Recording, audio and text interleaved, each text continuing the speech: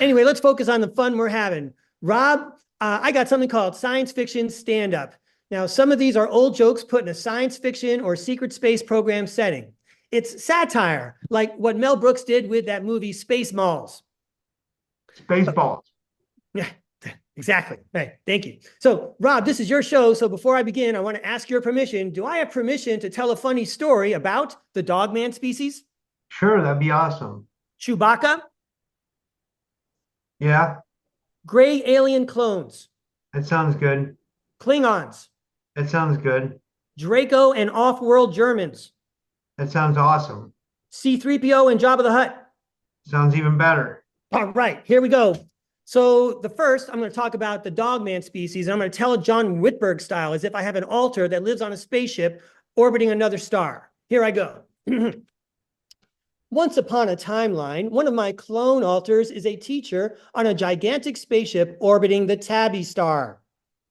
This clone alter of mine shares a dorm room with a soldier who is one of the Dogman species. He's a dogman.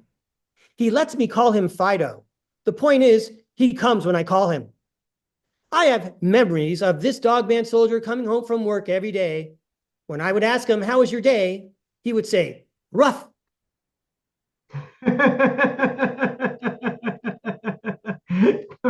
That's just, oh, that's funny. Yeah.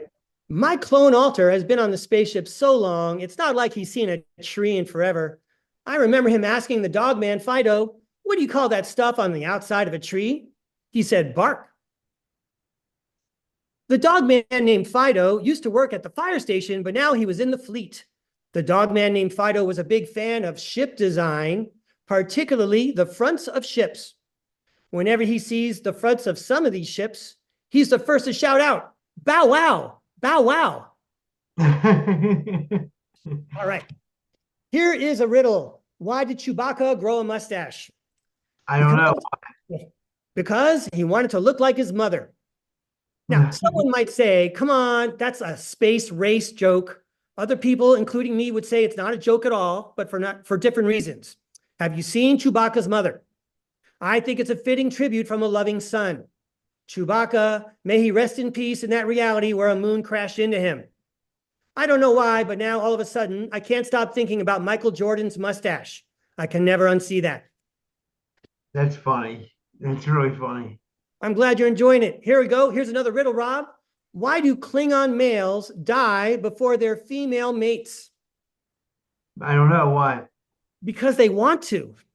Now, I was going to make that joke about Draco males, but I know the network would never allow it. I'm not going to be the one ushering in disclosure with space race jokes. I'm pretty sure there's Draco males out there saying, yeah, that little earthling, that little Italian-American earthling knows of the reality of which he speaks. I like Italian food, but I'm not going to eat this guy, not yet. Maybe he'll make some more jokes to save his life. Those jokes make me laugh, and that's a feeling I would like to explore more. Meanwhile, I'm thinking the Draco females are also probably totally cool with it. They're probably glad I'm making sure everyone understands. And I also think I made a bunch of off-world Germans laugh. I bet I made a bunch of off-world Germans laugh when they were trying hard not to laugh because they're off-world Germans. All right, here's another one. Once upon a timeline, a young gray alien asks an old gray alien, "Where do new gray aliens come from?" The old gray alien says, "New gray aliens come from a cloning tank." The young gray alien asks, "Yeah? Who inseminates the cloning tank?" Handler, please. Oh. I should have waited for your laughter there. These are all Henny Youngman jokes, right? And some of those were Gilbert Gottfried. But when you put them in space, now everyone gets to enjoy the jokes again. Take my handler, please. Take my handler, please. I like that. That's hilarious. Take my handler, please. That should be on a t-shirt, right? We should make t-shirts. Okay. That's funny. All right. Here's the end of my comedy, if anyone thinks this is funny. Finally, some scientific remarks on the size and weight of Jabba the Hutt. It sounds like I'm roasting a science fiction space monster, but if you think about it using quantum physics and basement universe technology, let me repeat that for you, basement universe technology, it actually all makes sense. It's straightforward exposition. To make it sound more authentic and scientific, I'm doing it in the voice of the famous protocol droid portrayed by Anthony Daniels. Hang on. All right. We're going to test it first. R2 will be sent to the spice mines of Kessel, smashed into who knows what. Oh my. Did that sound pick up? All right, great. I want to say the students in my class enjoy that one too. All right, so here comes some remarks on how large and heavy Jabba the Hutt is. I hear that Jabba is on a seafood diet. When he sees food, he eats it. Jabba is so large and heavy that when he gets into an elevator, it has to go down. Jabba is so large and heavy that he has 2 smaller huts orbiting him. When he goes to the movies, he sits next to everyone. When he dances, he makes the band skip. Oh my God. You have to wake up, you have to grow up in the 70s to get that joke. Okay. His cereal bowl comes with its own lifeguard. His driver's license says picture continued on other side. His yearbook photo was an aerial photograph. All right. Those conclude my prepared remarks. Rob, do you have a chat going? Does anyone have a question or a comment in the chat? There's like 21 people watching. We had 30 at one point, but some people dropped out because it's 4th of July. People are probably cooking out and stuff. Yeah. So I hope they're having a good time. But a lot of people will watch later. The people always do. Yeah, that's I always right. get like a couple thousand views every video. Some videos have been getting like 5,000 views. Some do better. Some do. It just depends. You know what I mean? Like so a lot of people will see it for sure. It's just I don't. It depends. Sometimes I get a lot of live audience. Sometimes I don't. It really depends. Somebody Flix Love says Ray is a ray of light. And then not one iota says Ray's on another level, hey. And then Woo Rider says this is the type of friend you need around when your old lady cheats on you. All right. I appreciate it very much. Those are some of the best compliments I've ever heard. So let me see if I've got I don't really have anything else there, Rob. So if you're ready, I'll go into my closing remarks. Yeah, that'd be cool. Okay. Let's see. And while Ray's preparing that, guys, I just want to know for the people that are watching, I do have another show today. And it's a really good one. I have Nathan Sizek and Pat Jackson coming on for a MyLab panel. So I'm sure a lot of people will tune in for that too. But I mean, it's 4th of July. So again, I don't know who's going to tune in or what. But I mean, it is going to happen. It's going to happen in an hour. It's 4 p.m. Eastern. So that's happening. So that should be good.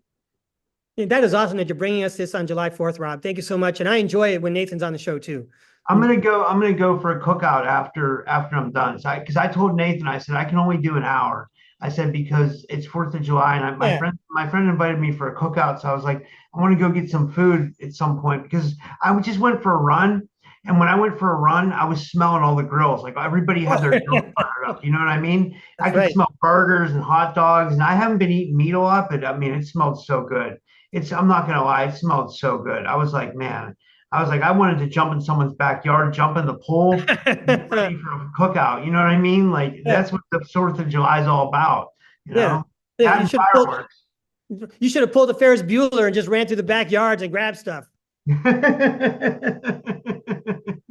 Well, I hope you have a good time, Rob. That's why I honestly love America. I mean, I really do because like we have like things like this, like the 4th of July, and it is pretty amazing. You know, when you're like walking around and you can smell all the grills and like we're all lighting off fireworks and you know some people are annoying, yeah, but like overall it's happy. You know, like people still know how to have fun. I think you know like it's still a good time. You know, the elites haven't ruined everything.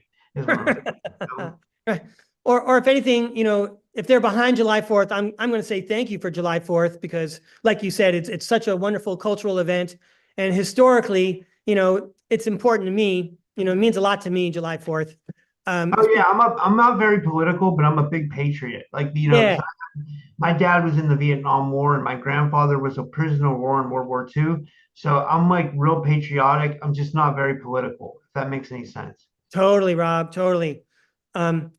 Well, Rob, I've had so much fun talking to you. I look forward to doing it again sometime. Thanks for having me on your show. Your show, as I've mentioned, has changed my life. I have nothing to share or sell, but if you want to say hi or talk about my presentation, my email address is in the description. Thank you so much, Rob, for putting that in later. If you enjoyed my appearance on the Typical Skeptic podcast, I hope you will let Rob know with a donation. Everyone knows how hard Rob works at this. Rob puts out more shows in a week than there are days in a week. So I'm asking for help for Rob. May I suggest at minimum sending Rob some goodwill?